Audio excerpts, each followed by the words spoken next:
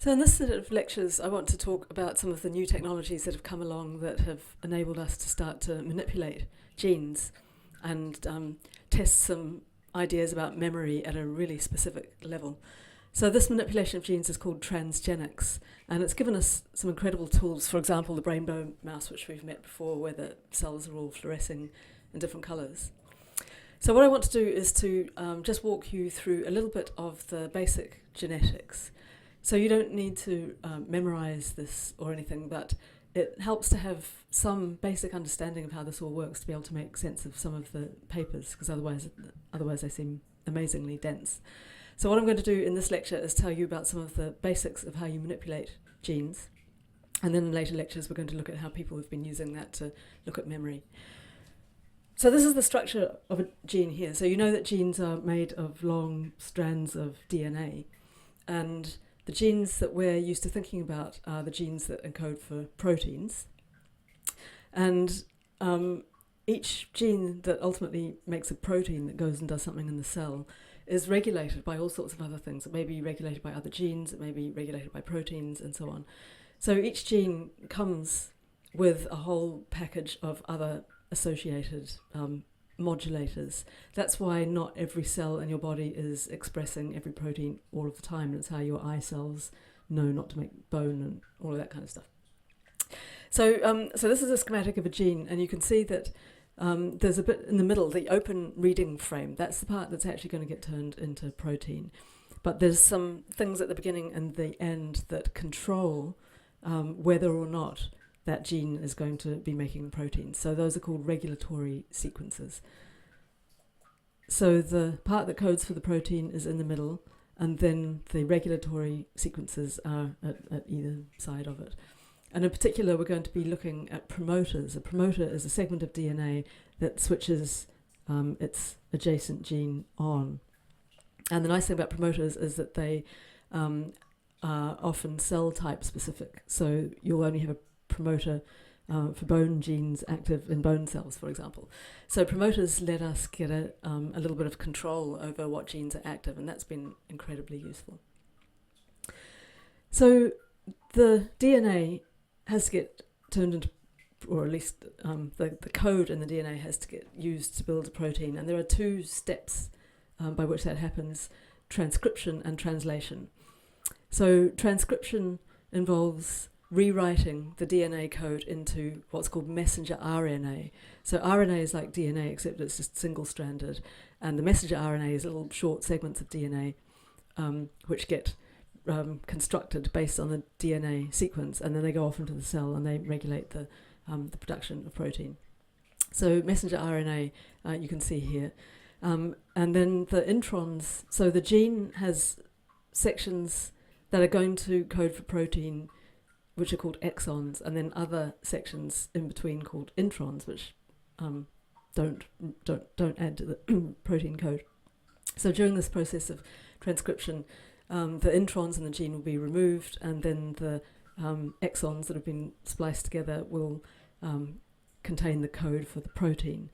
And then cellular machinery comes along that reads off that messenger RNA code and creates proteins. So those little machines are called ribosomes. So in the 1990s, scientists started to get a handle on how to manipulate genes.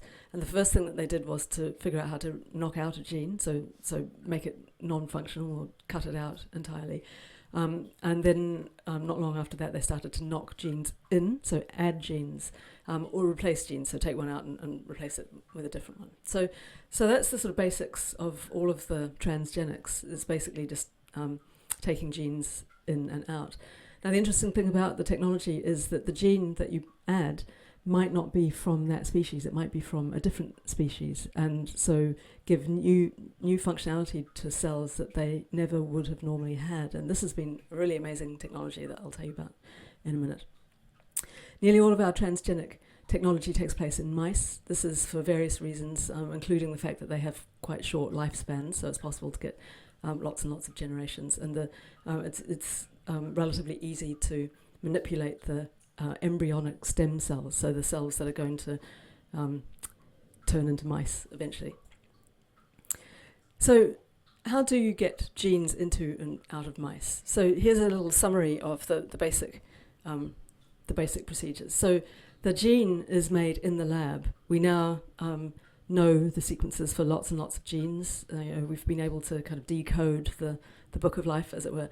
So a gene for a desired protein can be made in the lab, and then it needs to be placed into a mouse. And how that's done is it's added to these cells called embryonic stem cells, which are cells from embryos which have the capacity to turn into any kind of cell. So very, very early in development, cells are what's called pluripotent, which means that they can turn into anything. And then as the animal develops cells, genes start to switch off and other ones switch on and so on.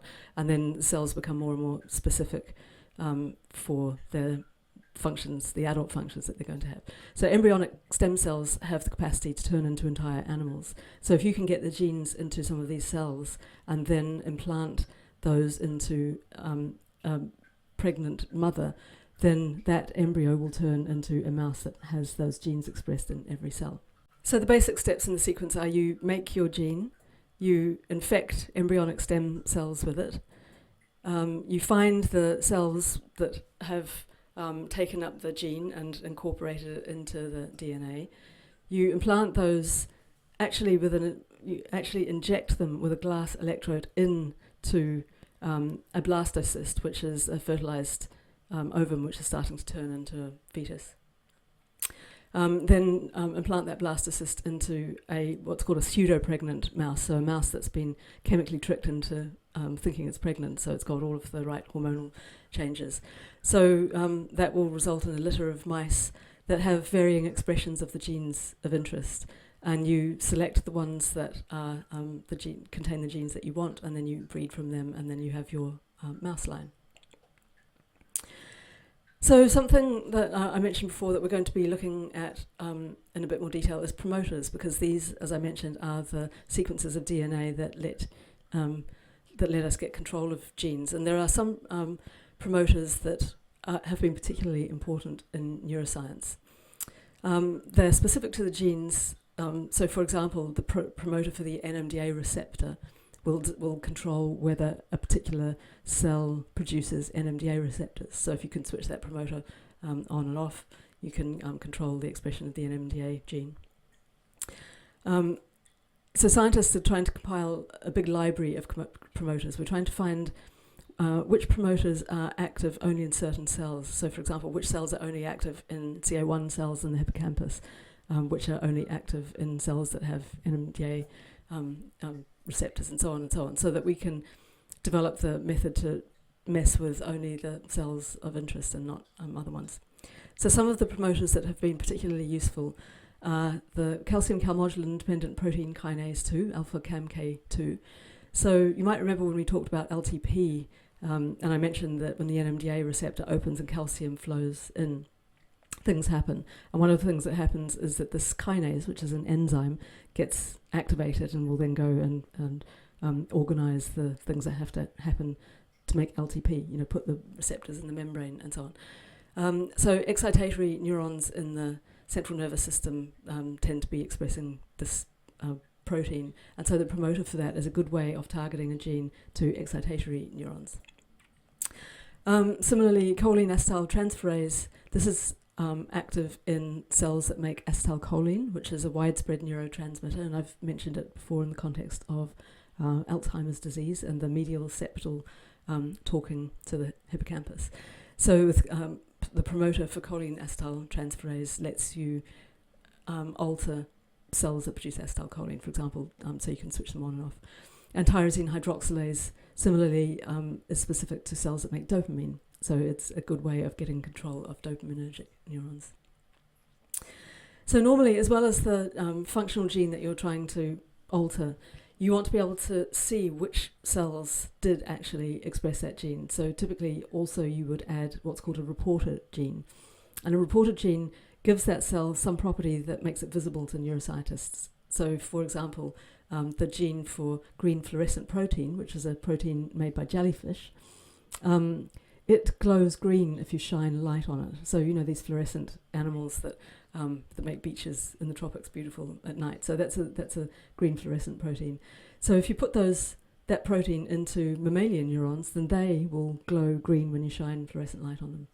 So that's a really useful reporter protein. So if you're trying to, let's say, put in an altered acetylcholine gene, if you attach it to a reporter gene, then later when you finish the experiment and sliced up the brain and shone fluorescent light, you can see which of the neurons that had that altered gene. And as we saw with the rainbow mouse, there's lots of other now fluorescent colours as well as green, and so we were able to make these very, very intricate maps of neurons. Some other ones that you might come across in papers that you read are luciferase, beta-galactosidase, and LAC-Z. So these, not all of them are visible. Some of them make chemical products that you can then stain for and so on, but they're all they're genes that in and of themselves don't affect the functioning of the cell, but they're useful for making it visible to neuroscientists. Then the other thing that's been really useful for neuroscience has been this method that was discovered in the 1990s called the Cree-Lox system. And this enables us to use promoters to delete genes only in specific cell types. So Cree recombinase is an enzyme that we've stolen from bacteriophages. So bacteriophages are viruses that eat bacteria. And they have this system in them called the Cree-Lox system. And the Cree recombinase is the enzyme that looks for particular stretches of DNA that have a particular sequence. And if there are two of them, what it will do is it will find the stretch of DNA that's between them and excise it, so chop it out, and then stick the other two ends together. So it's going around sort of, it's just a chemical process, but when it finds these two LOX sites, it excises the DNA between them. So if you can make a mouse that has these two LOX sites on either side of, let's say, an NMDA receptor gene, and then you can put Cree recombinase into that cell, then that cell will lose all of its NMDA receptors because the enzyme has just chopped them out. It's really an amazing technology. It's like a little kind of molecular scissors that can just chop out genes. So one way to get Cree into cells is to make mice that have Cree in the cells. So if you take a Cree mouse and a mouse that's got these LOX, little LOX stretches of DNA on either side of a gene, if you mate those two mice together, then you'll get offspring, some of whose cells have both of those things, the Cree recombinase and the LOX, what they call floxed, the gene with the LOX on either side. And those cells, the gene will be chopped out. So here's a picture of how that works. So you take your Cree mouse, which has Cree in all of its cells, and you take your floxed mouse, which is the mouse that's got your gene that you're interested in with the LOX sites on either side. And if you cross them together, then you'll end up with mixtures of cells, some of which have both Cree, and so the cells have got the genes from both parents, so they'll have both Cree and the floxed gene. That gene will be excised, and those cells won't have that gene anymore. So one of the things that's let us do is to actually get temporal control of that process. So you can just make a floxed mouse where the gene has just been removed immediately at birth or during development. But you can also add other restraints on that process by using promoters, so that excising of that gene will only happen when the experimenter says, right, I want it to happen now. And this is an example of this experimental method. So what they're doing is using a chemical called tamoxifen, which binds to estrogen receptors. And they're taking two mice, one that's got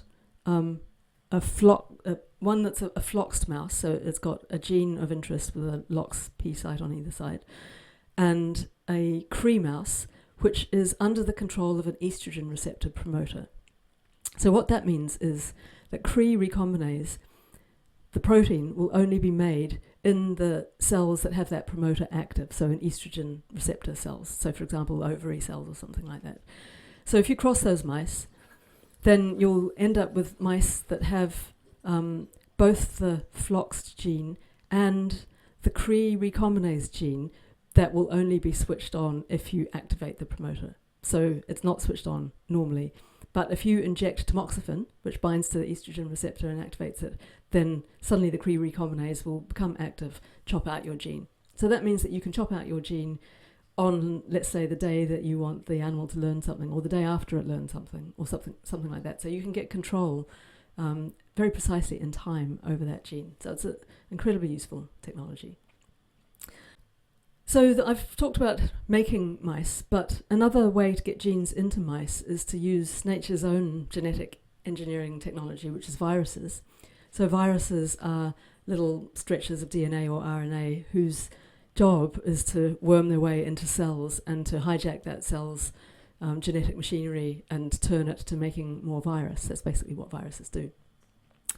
So this is just an illustration of how a virus works. So you can see the virus particle approaching the cell, and it will bind to the membrane of that cell and fuse with it, and then work its way into the cell, and then work its way into the nucleus, and it will then insert its own genetic sequence into the nucleus. The nucleus will start making virus particles. The virus particles will find their way out of the nucleus.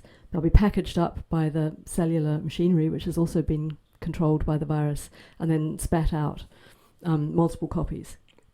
So the cell basically has been harnessed and is now set to work making viruses.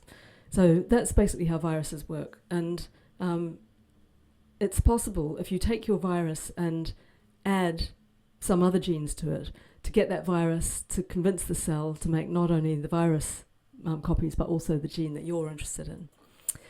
So having made a virus that's got your genetic construct, you can get that into an animal by a simple matter of injecting it. So you just anesthetize the animal, make a little hole in the skull, pass a needle in, inject your virus. The virus will be taken up by the cells around the site of the injection, and then it will start to make that gene of interest. And in the next few lectures, we're going to be looking at some of the genes that we've been getting viruses to make. So some of the viruses that have been particularly useful that you'll come across, adeno-associated virus, AAV, is one of the most common. The nice thing about it is that it's taken up by a cell and it spreads to all parts of the cell, but it doesn't cross the synapses in either direction. So it doesn't go down that axon of that cell and cross that synapse, and nor does it cross the dendrites of that cell and go back up into the preceding cell. So it means that you can control what's happening in a specific set of neurons without it spreading randomly throughout the brain. Rabies virus, on the other hand, does cross synapses, and that could be quite useful. For example, if you do want to see what's the chain of projections of a particular set of neurons, for example, which do they project to. And herpes simplex virus is another one which has been very useful. So in the next lectures, we're going to be looking at how some of these techniques have been applied to the study of learning and memory.